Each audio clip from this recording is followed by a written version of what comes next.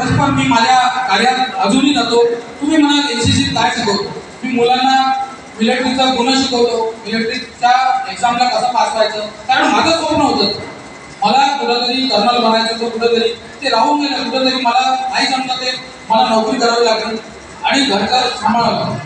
घरात माझ्या आईला सपोर्ट करावा लागला मला. आणि पुढं माझं ते स्वप्न राहण्यामुळं मी पोलिसाची भरती कशी द्यावी, मिलिटरीची भरती कशी द्यावी. तर साहेब मला वाटलं की मी शिकवायला गेली तर काय होईल. साहेब माझी ओळख कशी झाली हळूहळू करता त्या सगळ्या मिलिटरीच्या ह्याच्यात माझी ओळख अशी झाली की तुम्ही एकदा एक पाऊल उचला.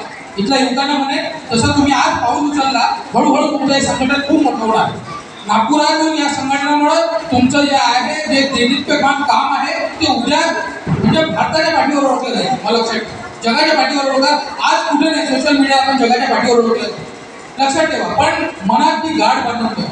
तर माझे छोटे छोटे कार्य मी करत राहिलो आणि सिपेंडकरांच्या त्या विद्यार्थ्यांना आधी मी शिकवायला जातो. तिथले एनो बदलले, ते मला बोलवतात आणि सन्मान. त्याच्यानंतर माझं लग्न झालं आणि माझी पत्नी मला सौभाग्यवती मेघा उमेश मराठवार ती मला लागली.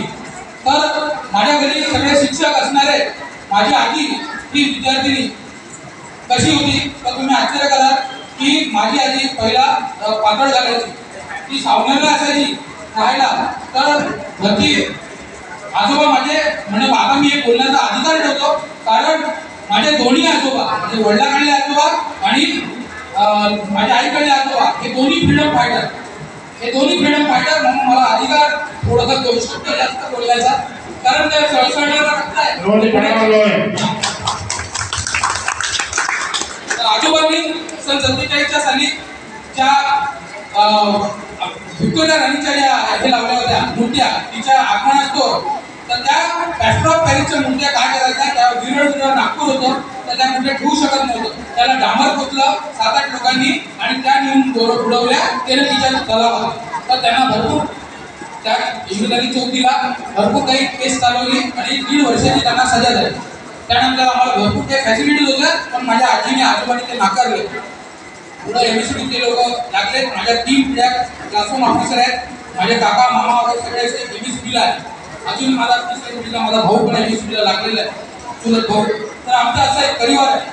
माझ्या वडील गेल्यावर माझी आई एमएससीबीला होती, 30 वर्ष नोकरी केली त्यांनी. माझी आजी शिक्षिका, ती माझी गुरु. तर एका सावनेरला असताना इथला एक मंत्री, नाव घेणार नाही म्हणजे त्याचे वडील एकदम महान नेता, त्या महान नेत्यांनी माझ्या आजीला म्हटलं म्हणे काय हे सिगरेट चालू पिणारे बाहेरचे पोरं आहे, त्या वर्गातले पोरं हे खूप उदम करतात मॅडम. तर ठीक आहे, मान्य आहे, पण तुम्ही त्यांना वरच्या वर्गात ढकलून द्या, शिकायचं काय म्हणे. मॅडम म्हणे तुम्ही नुकसान, माझी आजी म्हणे नुकसान करता त्यांच्या आयुष्यात, मी करणार नाही. मुख्य पदावरती माझ्या आजीने रिजाईन दिलं 10 वर्षाच्या नोकरीचं.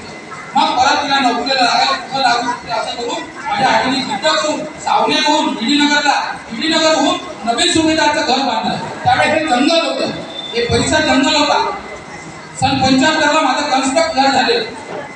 माझ्या घरच्या लोकांनी एमएससीबी जे काही काम केलं, अयोध्यानगरातून 70 NS पोल नंबर इलेक्ट्रिकचा तो बोलवला, इलेक्ट्रिक वीज आली. त्यानंतर पब्लिक तिकडे राहायला आहे, भरपूर सारे कामं केली. कामं करत असताना त्यांना सुद्धा तिथे उठाव करावा लागला, तिथे सुद्धा त्यांना उपोषण करावं लागलं. ते सगळं माझ्या आजी आजोबांनी त्या काळात केलं. तर मला असं म्हणायचं आहे की मी आज जुळलो. आज मी पब्लिकेशनमधून रिअल एस्टेटला आलो. रिअल एस्टेटचं लाईफ जरा वेगळंच असतं, खाना पिना मौज मजाही करतो. पण साहेब जसं माणसाने बोलावं तसं वागावं हे मी युवकांना सांगितलं. तुम्ही कोणताही मी म्हणेन राग म्हणू नये, एका युवकांनी कोणीही पांढऱ्याचा रस्ता पकडून, कोणीही दारूच्या दुकानाचा रस्ता पकडून, कारण तुम्हाला सिद्ध व्हायचं आहे. आता जो समय चालू आहे ना दादा, तो आतापर्यंत आपला एन्जॉयचा गेला. आता जो समय चालू आहे ना, राष्ट्राला आपल्या भारताला तुमची गरज आहे.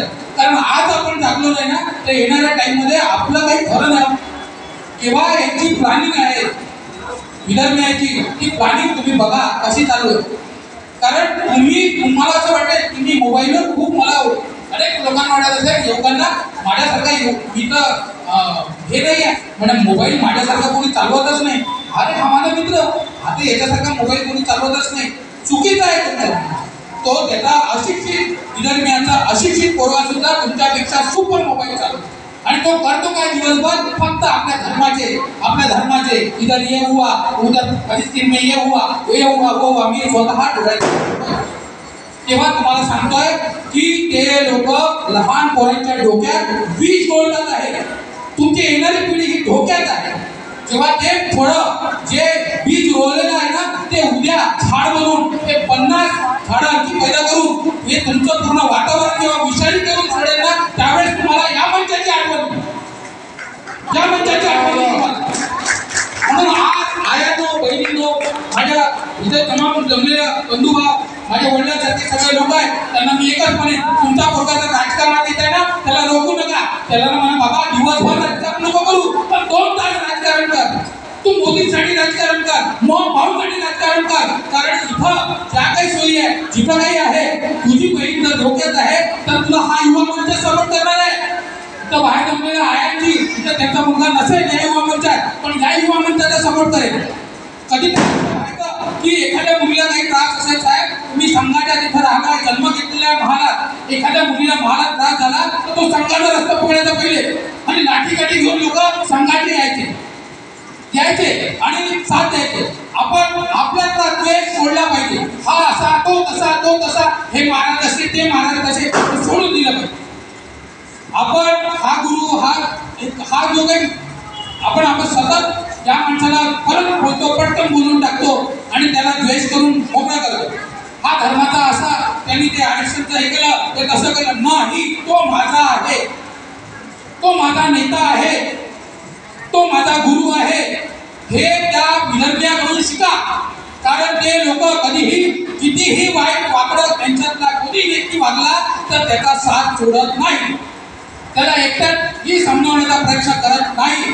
पण आपल्या इथं आपल्या आई वडीलचे संस्कार आपल्याला वाईट वागू देणार नाही आणि आपण आपला समाज आपला हिंदुस्थान एकच राष्ट्र आपल्याला